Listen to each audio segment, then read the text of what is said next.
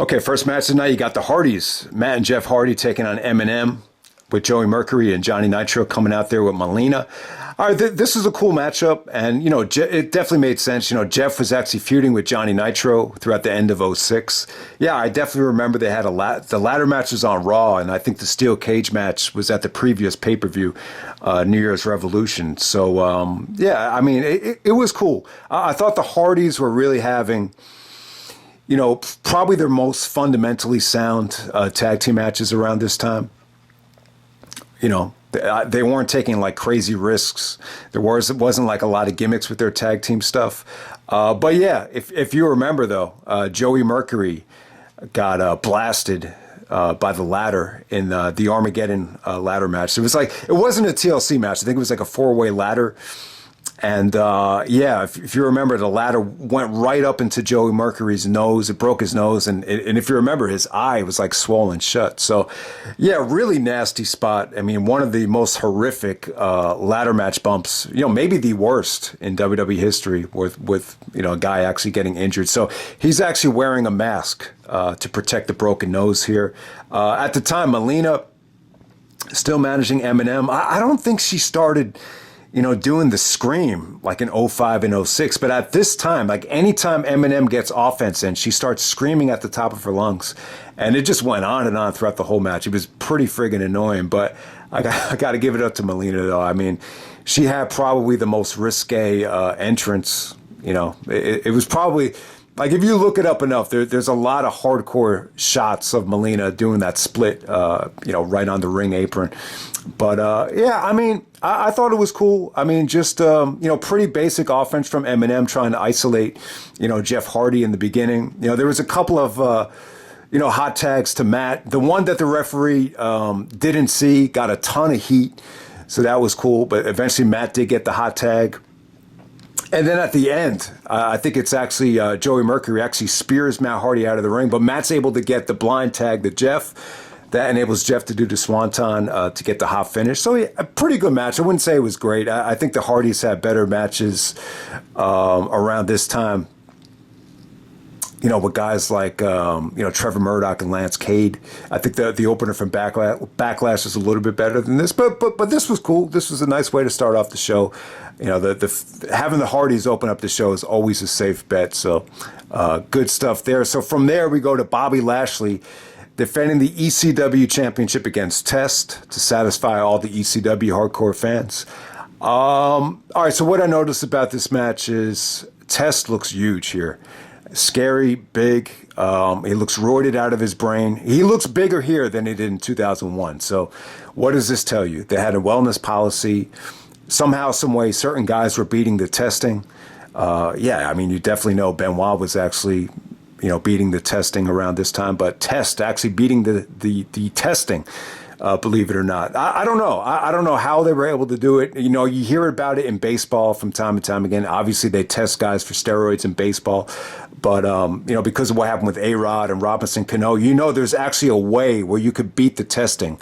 I don't know how they do it, but there's a way where you can beat it by, taking something so they don't detect whatever it is in the urine when they do the testing. So obviously the testing wasn't working. After the Benoit incident, that's why they stepped it up, and you saw all the suspensions, later on in September. But, this match right here, I don't know. I thought it could have been better. I think if you're going to have Bobby Lashley align himself with the almighty Donald Trump coming up at WrestleMania, you need to have him go over. You need to make him look strong. Test actually just walks out of the ring, and it ends by countout.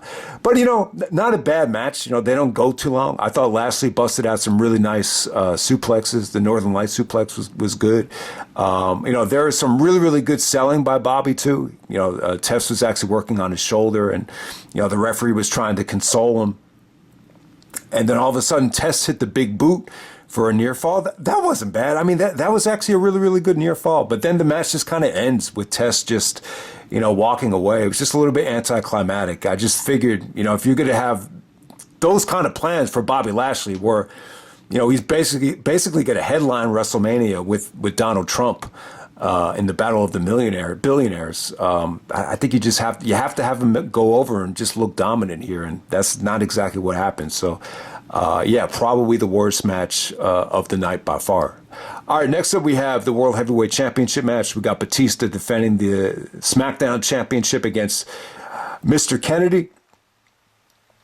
Yeah, so Kennedy was bragging about how, he beat 6 former champions leading up to this thing. There was also a Beat the Clock challenge where he actually, beat Undertaker's time. So he got a title shot against Batista. This is actually a rematch from Great American Bash 2006 when, Batista made his return. And I think that ended in a DQ. I remember Mr. Kennedy saying, it's a bunch of garbage on that disqualification there. But, yeah, I mean, with Mr. Kennedy here, there's a lot of things I want to say about him. Yeah, I mean, a lot of the fans really got into him here. There was definitely like a burnout factor with Batista. I thought here Kennedy really, did some nice work on Batista's knee. And Batista really oversold. I think this is a good example of, if anyone watches this match, when you see Batista sell the knee, it feels like he's overselling it. Like it just feels like everything is, a little bit too rushed with the selling for Batista. So, yeah, I didn't think the selling was great here from Batista. But I'll tell you, man, that the fans really got into it. They went crazy when Kennedy hit the low blow and then he hit a neck breaker. So yeah, a lot of the smart mark male demographic in the front row really got behind Kennedy. It was just refreshing at the time.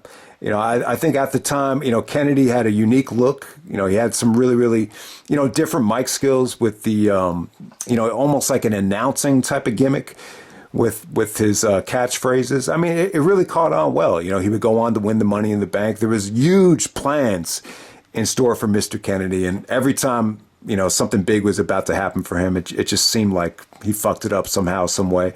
But yeah, this is probably the closest he ever came, to winning the championship. But it was good, man. Batista was selling the knee on the spine buster, and he sucked it up and hit the Batista bomb. So a little bit anticlimactic, but for 10 minutes, I thought it was really entertaining, really engaging stuff. Wouldn't say it was great, but yeah, I mean, I just wanted to make this comment about Mr. Kennedy, and I'll follow it up with Batista and the acting too, because I know Batista's in a really, really big movie coming up, which I'm really actually happy for him, that he's actually challenging himself as an actor. But with Mr. Kennedy, I did want to mention this, like, when we go back to, AEW and All Out in the media scrum, I still feel like, if it wasn't for Punk, calling out Hangman Page for saying that he didn't need advice, he didn't need to go out and seek advice from every single person in the AEW locker room, and that pissed CM Punk off. Well, it's funny, like, here's the other end of the spectrum. Here's the opposite. And I did talk about this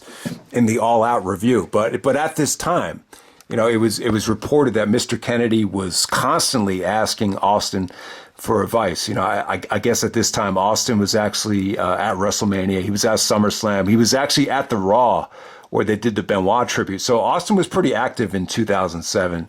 And, Kennedy was a big, Stone Cold fan. It's the reason he got into the business. So he would just always go up to him and say, hey, Steve, could you give me some advice? And eventually it got to the point where Austin just said, eventually this guy needs to stop asking me for advice and just figure it out on his own. So that's like the opposite of Punk's mentality, where he feels like, if there's a young knucklehead, you need to ask, a legend like Jim Ross for advice. But, yeah, I don't know. It's kind of weird. I think asking Austin for advice, it's good on one hand because, he's a huge student of the business. He grew up watching the Von Erichs. He even watches stuff like Dick Murdoch, like really, really old school stuff. But at the same time, what worked for Austin is not going to work for Mr. Kennedy. So it's like, yeah, it's almost like a double-edged sword right there. So, and then on top of that, Batista going on to WrestleMania. At this time, it was kind of a no-brainer. But I'm really happy for Batista with what he's doing in Hollywood. He had there was a story that came out where he said he never wanted to be the next Rock. And you see he's in this new Shyamalan movie. I think it's called Knock at the Cabin. It's really, like, he really transformed himself. It kind of reminds me of Stallone in Copland. Like, he looked like he put on some weight. He was wearing glasses. It's almost like he's, just being a little bit something different than the action star. So, yeah, really challenging himself as an actor. So I think the reason why The Rock is a little bit hesitant to do stuff like this, I remember, like, when Stallone, did that role in Copland where he put on the weight and he was acting deaf.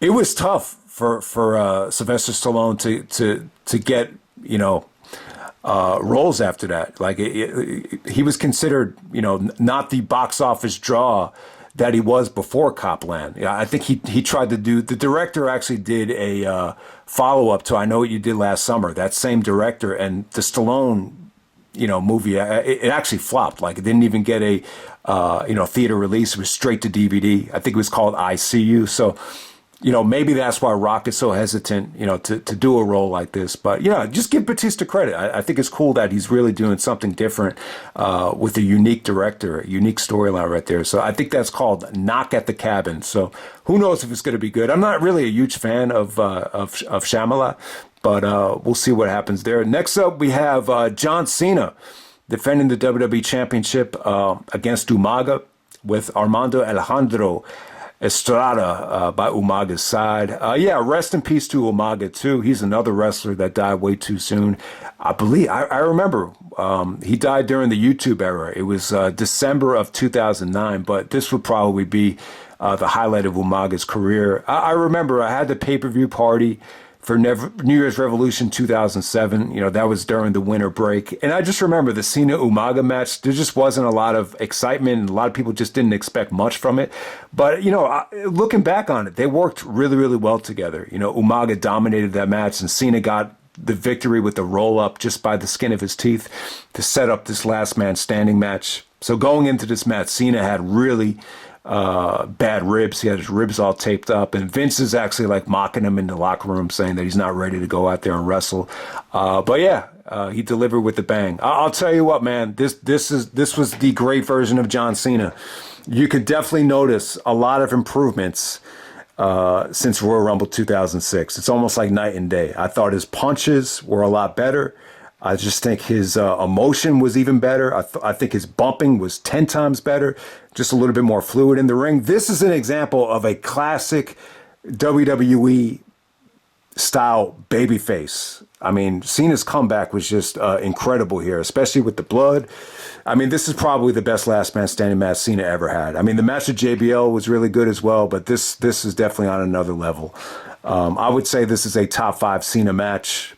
I mean, obviously he had some great matches with Edge and Punk and obviously Shawn Michaels, but this will probably be, Cena's best gimmick match. Maybe the match with Edge from TLC would be close, but yeah, this was pretty damn good. And, the Cena's pop was incredible. There was absolutely no heat for John Cena. I mean, it was all fan support. I don't know what it was. I've always said this time and time again.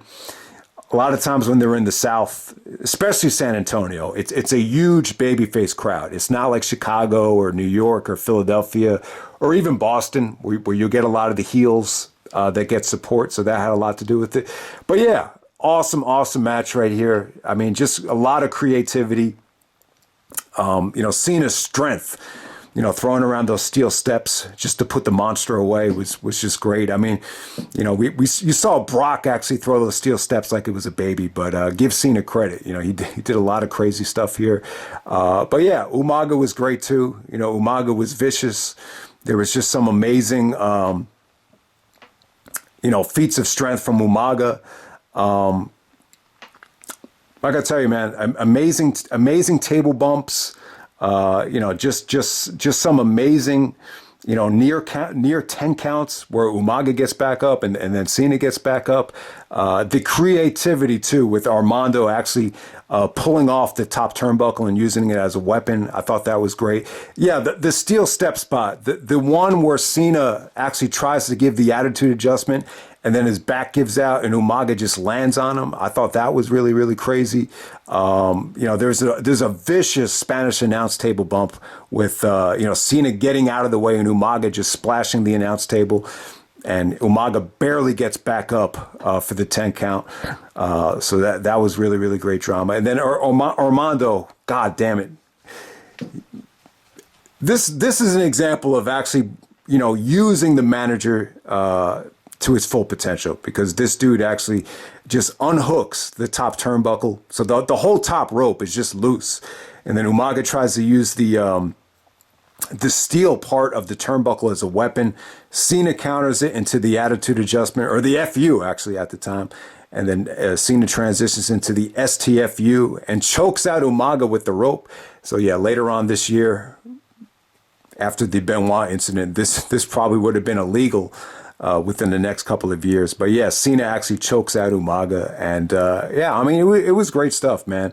Just a lot of Cena's comebacks where he's drenched in blood and showing a ton of emotion, and the punches definitely worked. And there would just be so many times where Umaga would cut off his momentum. So great stuff here. John Cena looked like a totally different performer than he did the year before. And then on top of that, you got Jim Ross and Jerry Lawler just doing an awesome job on commentary. JR is just great at telling these stories with the emotion and just everything. So yeah, great last man standing match. I would actually say this is a much better last man standing match than Brock and Roman had at SummerSlam. Yeah, I mean, that was a little bit over the top, but this was just a better match. It just I don't know. I just thought this just told a more of a simple but effective story, with Cena just playing the never give up babyface. I mean, it was great. This is a vintage John Cena performance. So if you haven't seen it yet, definitely check it out. It's aged very, very well. I would definitely say the match of the night. And then we move on to the Royal Rumble, the 30-man Royal Rumble. This is Undertaker actually going on to WrestleMania. So this is the Undertaker's only Royal Rumble victory.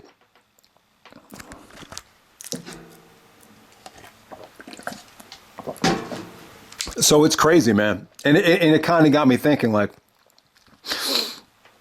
when you have a career as decorated as guys like Taker, Triple H, and Shawn Michaels, and Austin, and Rock, all these legends, I think at the end of the day, you want to say, like, that was my Royal Rumble victory. But it kind of got me thinking, like, who are some of the biggest names to never win the Royal Rumble? I mean, think about it. Kurt Angle never won the Rumble. CM Punk never won the Royal Rumble. Rob Van Dam never won the Royal Rumble. I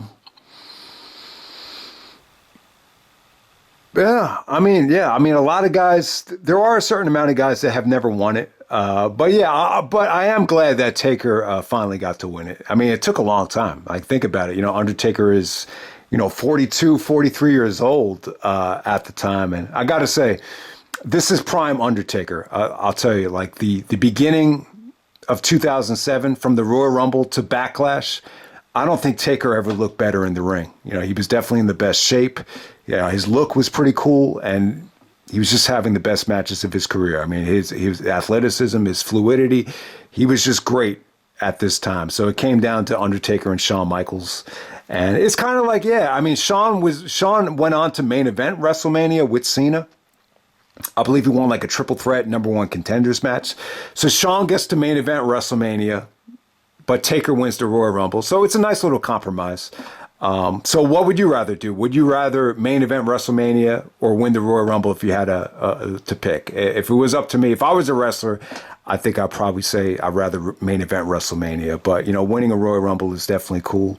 I mean, Flair is another guy that, when you look at the Rumble of '92, like, he won the Rumble, he went on to the WWE Championship match, but he didn't main event WrestleMania. So sometimes the main event of WrestleMania is not always a guarantee. So the same thing happened with Flair and Taker.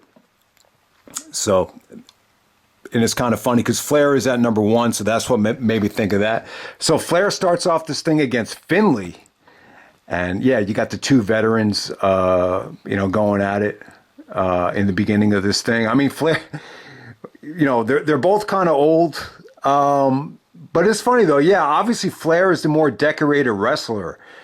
but it's almost like who would you rather be trained by, Flair or Finlay? Finlay's probably known as the more, seasoned trainer. So it's kind of funny. But obviously Flair has the more decorated body of work. Edge comes in at number 5. He's probably the MVP of this Rumble when we're talking about, the actual length and, really carrying this thing from start to finish. So Edge lasts about 44 minutes. Sabu comes in at number 7. So this is the first Royal Rumble with superstars and extremists. So you got Raw, SmackDown, and ECW. They tried to build this thing as the most star-studded Royal Rumble ever. I don't know if I quite agree with that, but it was cool to see the ECW guys. So yeah, the ECW championship match between Bobby Lashley and Test, it didn't feel like ECW at all. But when you look at the guys from ECW in this Rumble, it's not a bad mix. You got Tommy Dreamer, you got Sabu, you got Punk. Punk would have went to ECW had they stayed in business. You got the Sandman, you got Rob Van Dam. So, yeah, not a bad mix of ECW talent. And it was cool. Like, Sabu actually got eliminated by Kane. So Kane actually chokeslammed Sabu through the table. That's one of the sweetest eliminations of the Royal Rumble we've ever seen. Not too many, table shot eliminations. So I thought that was cool. CM Punk actually comes in at number 11. It lasts about 27 minutes. Not a great showing for CM Punk. King Booker comes in at number 12. It looked like Booker T was going to go against Kane at WrestleMania. I think Kane actually eliminated Booker T, and then Booker T got pissed off about it, and then he got into a fight with Kane, so Kane got eliminated too.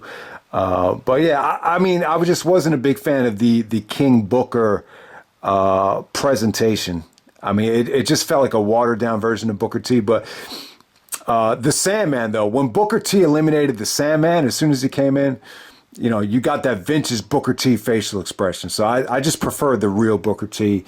I don't know. It just seemed to me like the only way Vince would push Booker is if he could kind of mold him into that King gimmick. And I know Booker T did win King of the Ring, but yeah, when it's funny when the Sandman came out, he came out of the bleachers, and then he was pouring alcohol all over himself. So when he busted open the can of beer, it went flying all over this female security guard, and she gave a look like, oh shit. She was pissed that she got wet from all that beer. So if you haven't seen it yet, check out the Sandman's reaction, but he only lasts for like 13 seconds.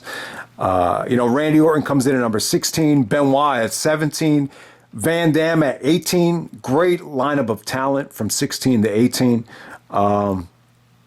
Randy Orton and Edge worked really, really well together. They were part of Rated RKO at the time, so that was definitely the highlight, one of the highlights of the match. So Benoit comes in at 17. Yeah, when people watched this Rumble in 2007, when they watched it back, especially after the incident, a lot of people found it very, very difficult to watch. Yeah, something just wasn't right about Benoit. You could tell his physique kind of changed. I think he really started drinking after Eddie passed away. He just looked like, you heard about the alcohol at the scene. So I was always under the impression that Benoit would never touch, beer. Yeah, that whole thing at the Royal Rumble 2004, that was his first beer that Austin gave to him. So, yeah, I don't know. He just didn't look great here, and especially with him running down to the ring. A lot of guys were running down to the ring, I think, just to save time here, so you didn't have the situation with Vince coming out and blowing his quads again. So that definitely makes sense. So RVD comes in at number 18. And I thought Van Dam had a good reaction, good performance. So he didn't have much time left, though. At this time, Van Dam couldn't wait to get out of this company. And I don't blame him either. Just look at the ECW title scene. It was what it was at the same time. I know they had something in store for the ECW originals at WrestleMania, but, Viscera comes in at number 19, a.k.a. Visagra. And man, he's eliminated by like 6 guys here to get his big ass over the top rope. Let's see. All right, so Sean comes in at number 23 with the DX music and the DX attire. Yeah, Shawn had a great show. And once again, he eliminates Shelton Benjamin for the second year in a row. Yeah, Shawn Michaels and Shelton Benjamin definitely had, magical chemistry, no doubt about it.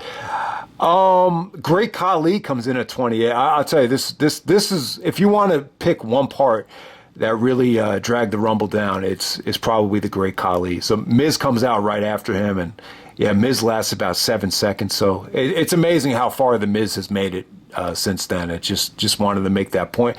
But yeah, I mean, what a waste of talent. Great Khali eliminates RVD, CM Punk, and Benoit back to back. Like, what a waste by the Great Khali. I mean, God damn it. He eliminates Carlito as well after Carlito tries to springboard. So, yeah, I'm not a big fan of Khali, but Undertaker comes out, and he's the one that eliminates the Great Khali. So then it comes down to rated RKO. So you got Randy Orton and Edge, trying to team up to take on Shawn Michaels and Undertaker.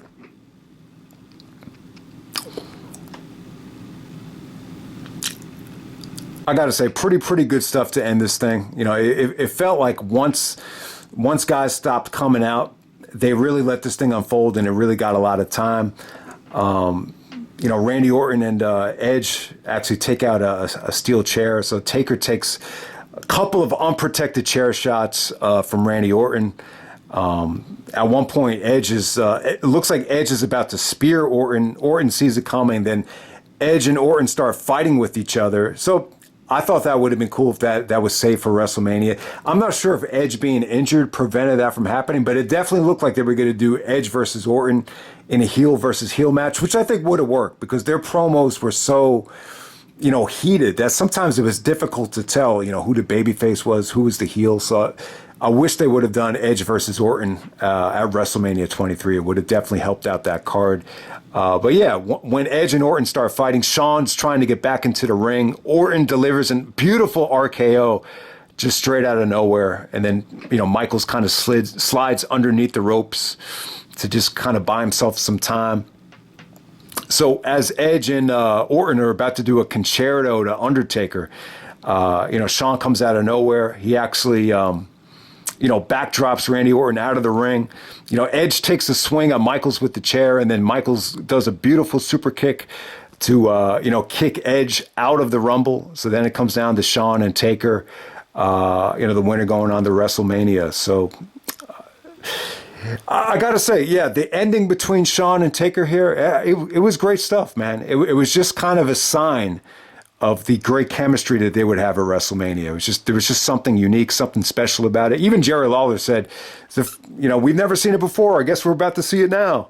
So obviously, so if Jerry Lawler forgot that these two guys had faced each other in the late 90s, then that's a good sign. That's a good sign. Then you can make people believe that they never faced each other before, and you can promote the match at WrestleMania like it's a fresh match that is a dream match, even though it's not. So, yeah, Shawn kind of won the battle in the 90s. He basically won that trilogy. He got 2 victories, and I think one of them was actually a disqualification. But, this trilogy here, Taker pretty much got the clean sweep. So, even though Shawn, won the trilogy in the 90s, it's almost like he really lost because he injured his back. It's almost like that Rosie Perez thing in White Man Can't Jump. So sometimes when you win, you really lose. So it almost had that to it. And, in a lot of ways, I feel like Shawn and Taker, the second time around was even better than the first time. And this was just a great sign of things to come. So, yeah, I mean, they're in San Antonio, Texas. They're in Shawn Michaels' hometown. So the fans really got behind Shawn on the super kicks. And, there were some really, really nice near eliminations when Taker's just hanging on to the top rope. It almost looks like the ropes are going to give on a couple of these. But, yeah, some really, really nice transitions from the super kick into a choke slam. And at the ending here, Shawn is actually, getting the fans on their feet for one final super kick. And then Shawn just kind of backdrops or Taker just kind of backdrops Shawn out of the ring to get the victory here. So, yeah, I mean, great stuff. I mean, I'm glad The Undertaker finally won a Royal Rumble. Shawn won the Royal Rumble twice. This would have been his 3rd Royal Rumble victory. So I think it's a nice little compromise. Undertaker finally wins the Rumble. Shawn gets the main event WrestleMania. I think everybody goes home happy. So yeah, really, really good ending here, man. Shawn and Taker definitely had something special in the ring together. So in some ways, this is kind of like episode one of the. And I know the WrestleMania matches. Some people only look at it like it's two matches, but when you look at it like the Rumble and the two WrestleMania matches, it's almost like a trilogy unto itself because this ending is so drawn out and so exciting. This is probably like the best, definitely the most drama I think we've ever had just between like the two last guys in any Rumble. I mean, I can't really think of a combination that delivered up to this level. I know Sheamus and Jericho had a really good ending one year. Hulk Hogan and Mr. Perfect wasn't bad. Yokozuna and Macho Man was okay for that time. But yeah, I don't think anything like this. Nothing with this much drama, this much back and forth, and this much skill, the timing. Everything about it was great. So yeah, this was definitely prime Undertaker. If I were to pick like the best run of Taker's career in the ring, it'd be this Royal Rumble, the Backlash 2007 run. So that's pretty much it, guys. That's Royal Rumble 2007, and I'm out. All right.